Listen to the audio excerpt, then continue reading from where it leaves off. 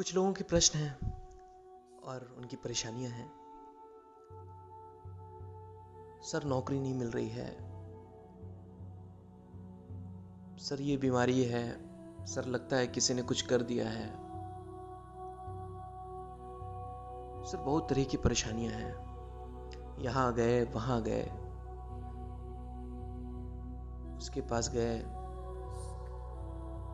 बाबा जी लोगों के पास गए, तांत्रिक लोगों के पास गए, मौलवियों लोग के पास गए, अनेक प्रकार के लोगों के पास गए, लेकिन कुछ समझ में नहीं आया। परेशानी बहुत है। साथ ही साथ जीवन निर्वाह में कुछ न कुछ परिस्थितियां ठीक नहीं हो रही हैं। किसके पास जाए, कैसे ठीक होगा? आप बोलते हैं कर्म करते जाओ, फल की चिंता मत करो, मंजिल के बारे में मत सोचो, तुम्हारा काम कर्म करना है। लेकिन कुछ आधार तो मिले, कहीं से कुछ सपोर्ट तो मिले। एक पुश चाहिए सर जीवन में। सोचा था कि कोई कुछ मदद कर देगा, किसी जगह पे, किसी मंदिर, किसी बाबा जी, किसी तांत्रिक, किसी चर्च, किसी दरगाह, कहीं भी जा करके कुछ तो मिलेगा, एक पुश मिलेगा, कुछ तो मिलेगा, लेकिन नहीं मिल रहा है। क्या करूं? प्रश्न बड़ा है लेकिन अच्छा है। ऐसे प्रश्न बहुत से लोगों के हैं। तुम्हें चाहिए क्या? पहले तुम्हें यही चाहिए कि जो तुम्हारी परेशानी है दूर हो। तुम अपने कर्म को सतत कर रहे हो और लगे हुए हो उस मंजिल को प्राप्त करने के लिए। कमी रह जाती है। मुंह से बोलना और इस चीज को आत्मसात कर लेना, दोनों में बहुत अंतर है। कमी तो रह जाती है, लेकिन फिर भी तुमको जब एक आधार चाहिए, किसी तरह की मदद चाहिए, लगे कि तुम्हें किसी से कोई तो है जिससे कहने पे तुम्हें कुछ प्राप्त हो सकता है, या किसी से कहने पे तुम्हारे अंदर एक अलग सी सकारात्मकता आ जाती है, उस कार्य के लिए कई गुना क्षमता आ जाती है और तुम फिर से पुनः उस कार्य के लिए सकारात्मक भाव से उठ जाते हो। तुम्हारी निराशा दूर हो जाती है। अभी तक लग रहा था तुम्हें कि कोई कुछ दे देगा, तुम टूट गए, तुम्हें कुछ नहीं मिला, लेकिन कोई है जो तुम्हें टूटने नहीं देगा। तुम्हारे अंदर लगातार सकारात्मक भाव लाता रहेगा और तुम्हें देता रहेगा, लेकिन उससे तुमने कभी मांगा नहीं। तुम इंसानों से मांगने गए जो हमेशा एक दूसरे से छीनने के बजाय और किसी तरह का कोई काम नहीं किया। एक इंसान ने हमेशा एक इंसान से केवल छीना है, दिया तो बहुत ही कम है। दिया है, लेकिन अगर रेशियो देखा जाए तो छीनने का रेशियो ज्यादा है, देने का कम।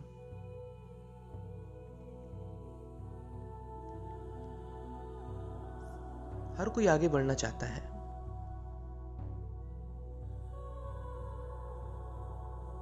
बड़े बड़े ऑर्गेनाइजेशंस में या भिन्न भिन्न जो जगह पे अलग अलग प्रकार से लोग कार्यरत हैं, काम कर रहे हैं, हर जगह यह स्थिति है। हर कोई अपनी परेशानी, अपनी टेंशन दूसरों के ऊपर फेंकना और छीनने के अलावा कोई कुछ नहीं करता है। देते बहुत कम है, छीनने का। और दे भी क्यों? और तुम लेना चाह क्यों रहे हो? तुम लेने वाले क्यों बन रहे हो? तुम भी देने वाले बनो।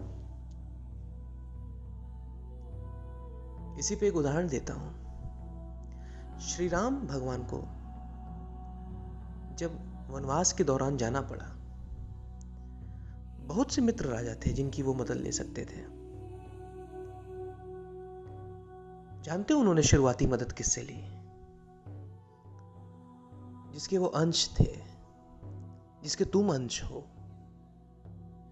जिससे कभी अहम भाव में हमने मांगा ही नहीं। प्रकृति जो हमारे आसपास है, जो हमें पाल रही है, बिना मांगे सब कुछ दे रही है, बिना मांगे हर चीज दे रही है। हम भले अपने अहम भाव में उसे लगातार प्रताड़ित कर रहे हैं।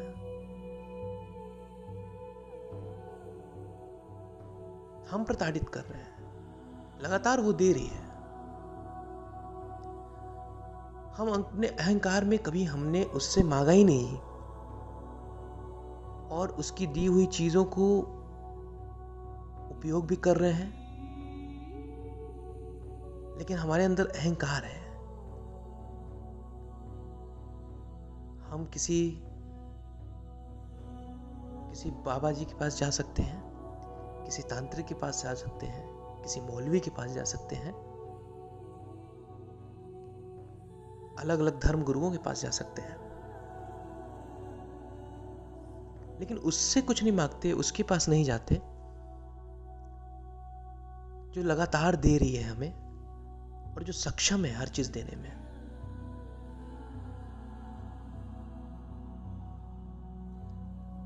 श्री राम प्रभु जब गुजरे वनवास के दौरान, जंगलों से गुजरे, और उनके साथ जब यह घटना हुई, माता सीता का हरण हुआ, उस दौरान वो पूरे जंगल में वर्णन मिलता है कि वो सीते सीते चिल्लाते हुए घूम रहे थे और बदहवास से हो गए थे और सबसे बोल रहे थे कि मेरी सीते कहाँ है, क्योंकि उन्होंने जिससे मांगा, जिससे वो मांग रहे थे, वो उनके आगे के कार्यों को, आगे के कर्मों को सहज कर सकती थी। और वो हर एक चीज जिससे वो मांग रहे थे, वो हर एक चीज स्वार्थी नहीं है। वो हमेशा आपको देने के लिए तैयार है, हम सबको देने के लिए तैयार है, दे रही है, मांगने पे देगी भी। लेकिन हम अपने आगे किसी को कुछ भी नहीं समझ सकते और नहीं समझते हैं। प्रकृति हर एक चीज देने में सक्षम है। मांग के तो देखो, कभी निश्चल भाव से खुद को उसका अंश तो समझो। श्री राम जब घूमे पूरे वन में, उन्होंने पेड़ों से बोला, पौधों से बोला, पक्षियों से बोला, आकाश से बोला, पहाड़ों से बोला, जानवरों से बोला। वो बदहवास नहीं घूम रहे थे, वो खुद को समझते थे कि मैं भी इन्हीं में से एक हूं। इंसान नहीं समझता अपने आप को इनमें से एक, समझता तो इतने जानवरों की हत्या नहीं करता, इतने पेड़ों को नहीं काटता। चेतना की अवस्था ऐसी हो चुकी है, दूसरों की चेतना को नहीं समझ पाता है अपने अहंकार भाव में। प्रकृति को क्या समझेगा? प्रकृति को तो लगातार प्रताड़ित कर रहा है, जो उसे हमेशा हर पल कुछ ना कुछ दे रही है।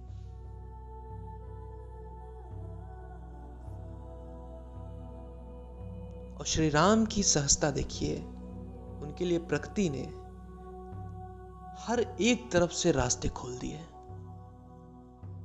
हर एक तरफ से रास्ते खोल दिए, हर मार्ग को सहज कर दिया। प्रकृति के एक एक अंश जो प्रकृति में समाहित है, जो कि हम भी उनके अंश हैं, लेकिन हम कभी जान नहीं पाए।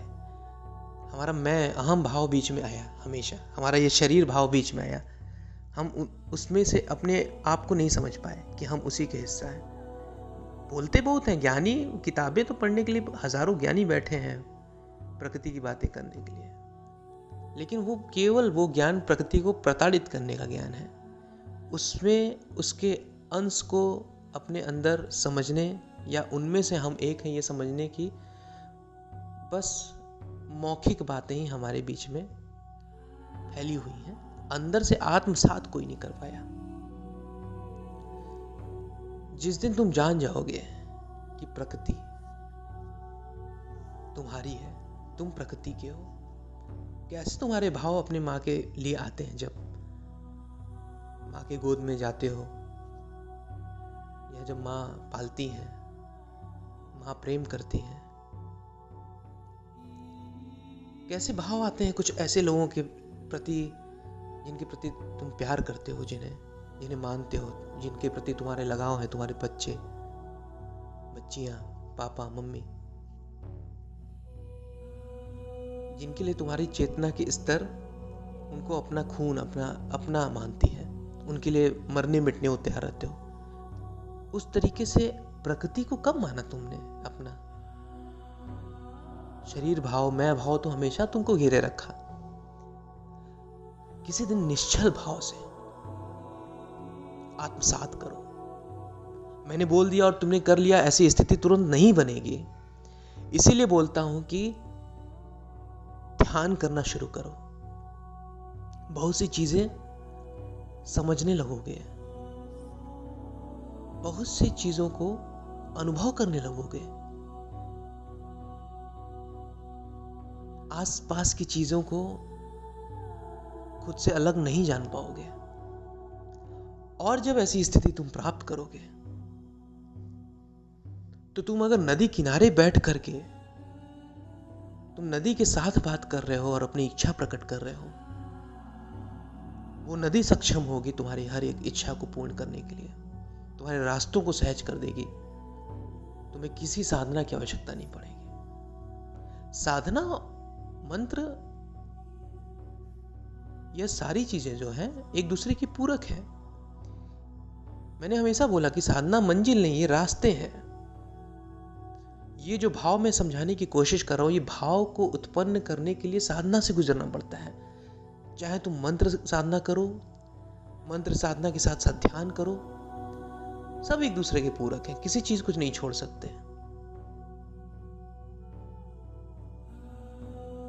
कुंडलिनी जागरण किसको कहते हो तुम? यही तो है, चेतना के विभिन्न स्तरों का तुम्हारे जागृत हो जाना।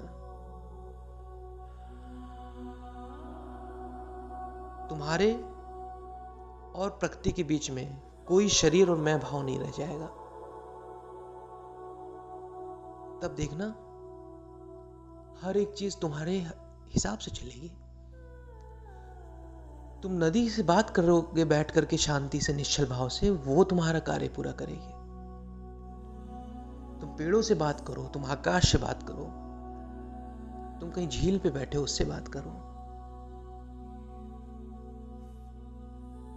झील में, नदियों में तमाम पशु पक्षी, तमाम जलचर हैं, पक्षियां आसपास उड़ रहे हैं, तमाम जीव हैं। अपने मन के भाव से, निश्चल भाव से मांगो तो एक तरंग तो उत्पन्न करो इनके लिए। यकीन मानो कभी निराश नहीं होगे, कभी निराश नहीं होगे। प्रकृति हर एक चीज देने में सक्षम है। और ये ऐसे ही नहीं बोल रहा हूं, ये परीक्षित किया हुआ जानकारी आप सबको दे रहा हूं। ये इतनी कीमती जानकारी है जो आपको किताबों से नहीं मिलेगी। इसके लिए खुद आत्मसात करना होगा।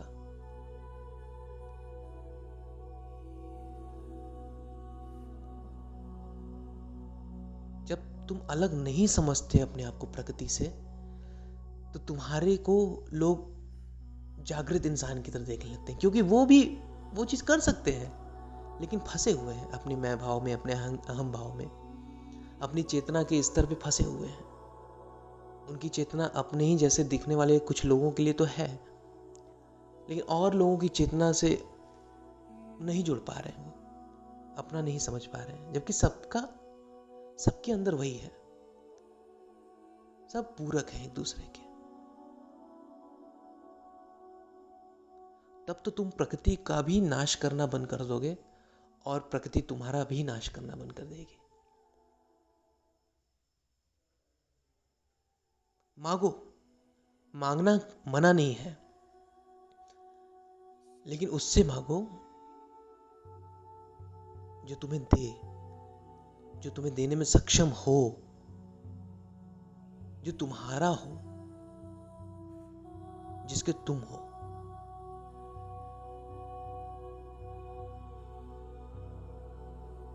तुम्हारे और उसके बीच में किसी तरह का स्वार्थ ना हो, प्रेम हो,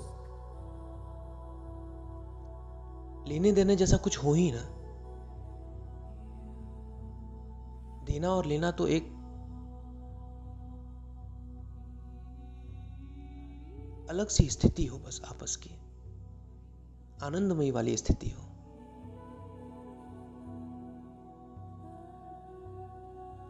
ये कर ही नहीं पाए, ये कभी सोचा ही नहीं कि ऐसा भी कर सकते हैं, क्योंकि अपने आप को अलग माना, कभी उससे जुड़ा हुआ माना ही नहीं। मुंह से मान लेते हो, बोल देते हो,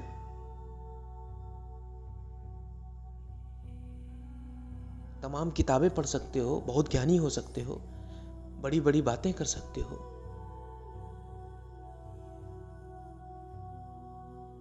लेकिन ये भाव नहीं उत्पन्न कर पाओगे बड़ी बड़ी किताबों को पढ़ के।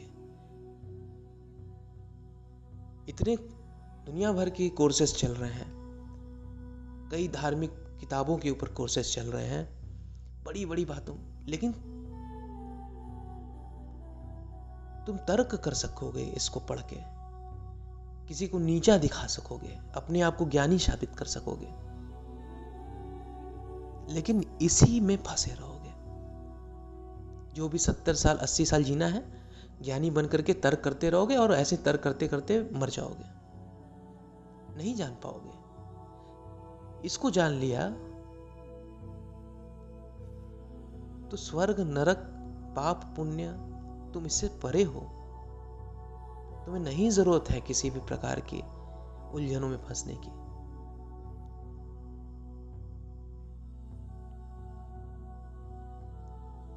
जब तुम उस अथाह के अंश हो गए, तुम्हारी चेतना उस प्रकार से उससे जुड़ गई कि तुम दोनों अलग नहीं रहे, तो पाप और पुण्य जैसा कुछ रहा ही नहीं। फिर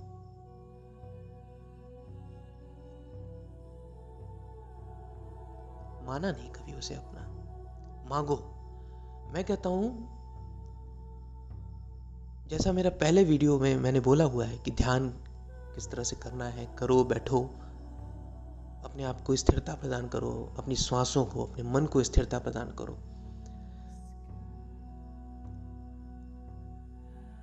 जब तुम्हारे आत्मसात अंदर से 0%, 0.001% भी होना शुरू हो जाएगा, तो ये भाव तुम्हारे अंदर पैदा होना शुरू हो जाएगा। प्रकृति की हर एक चीज को अपना मानना, केवल मुंह से और दिमाग से नहीं, अंतर्भावना से तुम जुड़ जाओगे। तुम नहीं भी बैठे हो कहीं पे, तुम अपने कमरे में भी बैठे हो, अपने छत पे बैठे हो, तुम आकाश से बोल रहे हो, तुम चहचहाती पशु पक्षियों से बात कर रहे हो, पक्षियों से बोल रहे हो, आसपास घूमते पशुओं तक अपनी तरंगे छोड़ रहे हो। तुम्हारे कार्य बनने शुरू हो जाएंगे, तुम्हारी चीजें सहज हो जाएंगी, तुम्हें किसी टोटके की जरूरत नहीं पड़ेगी। कर्म तो तुम्हें करना ही है, लेकिन ये जो तुम पुश की बात करते हो कि मुझे पुश चाहिए, मिलेगा, इसका भी उपाय दे दिया मैंने। अकेला नहीं छोड़ा, अकेले कर्म करने के लिए नहीं छोड़ा तुम्हें साथ दिया, दे दिया साथ तुम्हारे देने वालों का, समझा दिया। समझो, पकड़ो जो तुम्हारे हैं।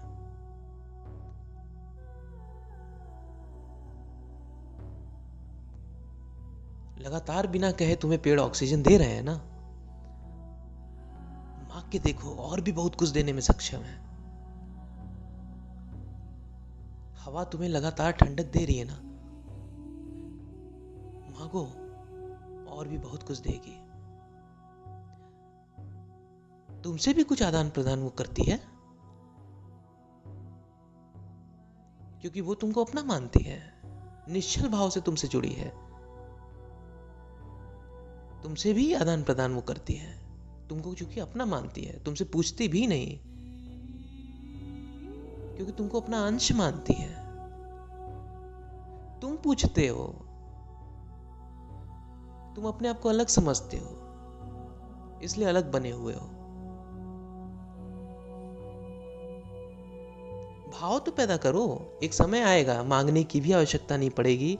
मन में कोई इच्छा उठी और आसपास की प्रकृति उसको पूरा कर देगी, चाहे वो बहने वाली हवाएं ही हैं, तुम्हारे तरंगों को सुनते ही उसे पूर्ण कर देंगे।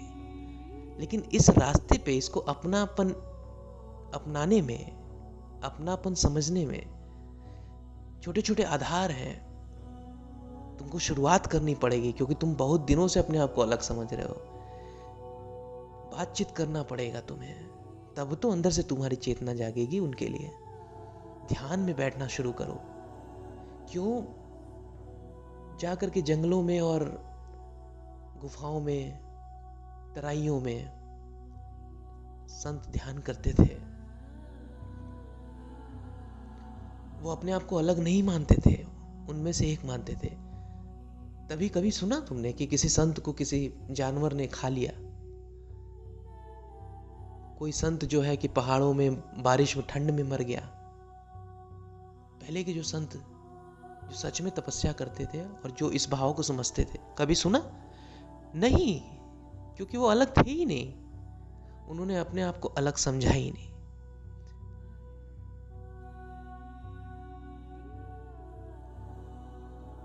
और प्रकृति तो कभी अपने से अलग समझती ही नहीं। जब तुम उसके चेतना, अपनी चेतना के स्तर से जुड़ जाते हो उससे, प्रकृति के भाव से भाव तुम्हारे मिल जाते हैं, सुर बन जाते हैं दोनों के बीच में, लय बन जाता है, हर चीज तुम्हारी है और तुम्हारी हर चीज उसकी है। यहां कोई राजा नहीं है, यहां सब एक है। ऐसा नहीं कि तुम्हारी सब हो गई, तुम राजा हो गए। वहां पे हाँ, तुम ये भाव हर जगह लाओगे खुद को श्रेष्ठ बनाने का, लेकिन ऐसा नहीं है।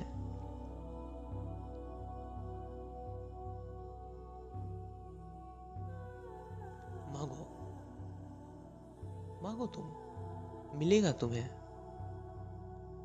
ये वीडियो बहुत दिन से बनाना चाह रहा था। बहुत से लोग कर्ज से परेशान हैं, बहुत तरीके से परेशान हैं। इसके पहले मैंने एक वीडियो में बहुत सी बातें बताई, उसके बावजूद भी लोगों को कुछ चाहिए था। बहुत सी चीजें करवाई भी जाती हैं, अनेकों साधनाएं, अनेकों प्रकार से ध्यान क्यों करवाया जाता है? यहीं तक पहुंचने के लिए। वो सब रास्ते हैं, हर एक रास्ता है। भक्ति योग, कर्म योग, ध्यान योग, मंत्र योग, जो भी है, तंत्र, हर एक चीज यही मंजिल है। ये सब रास्ते हैं। ये मत सोचना कि मैं ये करता हूं, इससे मिलेगा कि नहीं, उससे मिलेगा कि नहीं। इसके ऊपर पहले वीडियो बनाया है, मिलेगा कि नहीं ये मत सोचना। शुरू करो। प्रकृति तुम्हारी है, किसी और की ये नहीं है, तुम्हारी ही है, ऐसा मानो। और हर कोई को यही मानना चाहिए। तुम्हारे लिए है, तुम उसके अंश हो, वो तुम्हारा अंश है, भिन्न नहीं हो। मांगो। ये बहुत बड़ा सार है। ये अपने आप में एक पूरा शास्त्र है जो मैं आपको बता रहा हूं यहां पे। किसी पुस्तक की तुम्हें जरूरत नहीं है। तुम बढ़ो तो इस पे आगे। अनेकों पुस्तकें भी तुम्हें यही बताते हैं, वो भी एक मार्ग है, यहीं तक पहुंचाने के मार्ग है। लेकिन तुम पढ़ के उसको एक तार्किक इंसान, एक ज्ञानी इंसान बन जाते हो। तुम वो नहीं बन पाते जो तुम हो। शरीर का भाव तब वहां पे और ज्यादा अहम के साथ आ जाता है। तुम्हें सार दे रहा हूं, समझो इसको, इस पे आगे बढ़ो। आश्चर्यजनक परिणाम मिलेंगे, लेकिन इस अवस्था में पहुंचते पहुंचते तुम खुद इतने सहज हो जाओगे, तुम प्रकृति को इस तरह से उपलब्ध हो जाओगे और प्रकृति तुम्हें उपलब्ध हो जाएगी कि मुझे ज्यादा कुछ उस पर बात करने की आवश्यकता ही नहीं है। फिर मेरे इन एक एक शब्दों को तुम्हें समझने की आवश्यकता है ही नहीं। समझने जैसा कुछ रहेगा ही नहीं, जानने जैसा कुछ रहेगा ही नहीं।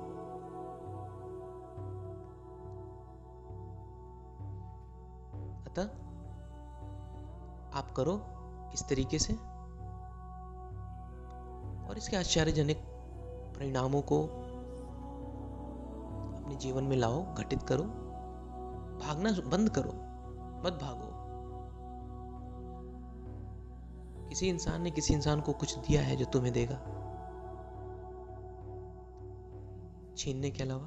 प्रकृति को से वो लगातार छीन रहे इंसान और तुम्हें देंगे। आगे बढ़ो, प्राप्त करो जो तुम्हारा सदैव था, जो तुम्हारे सदैव हैं।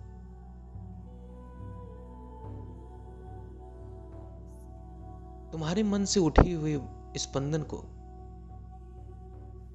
प्रकृति को क्षण भर नहीं लगता समझने में।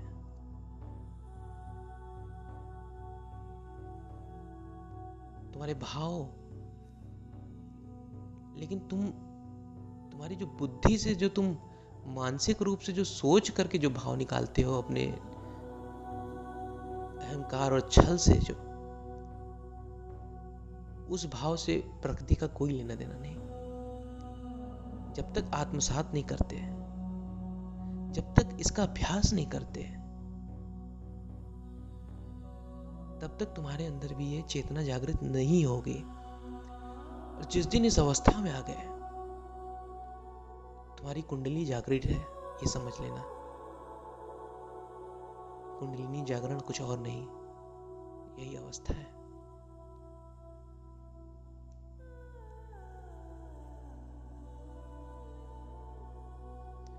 आगे अगले वीडियो पे बात करूंगा और ऐसे ही विषयों पे आप सबसे चर्चा करूंगा।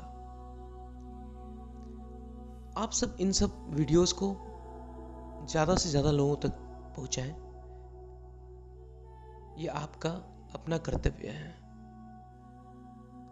जिससे ज्यादा से ज्यादा लोग इस चीज को समझें, इसको करके देखें।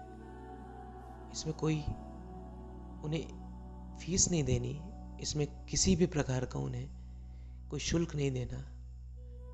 इसे करें तो